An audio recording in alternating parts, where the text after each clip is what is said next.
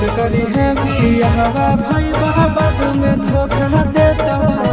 मत करी है बियाहवा भाई बाद में धोखा देता।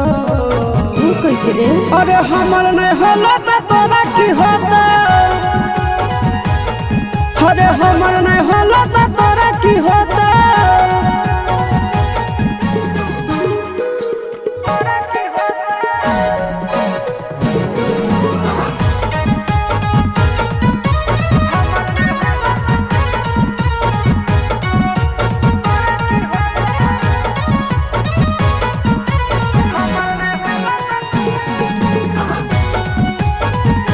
धनुष मुखा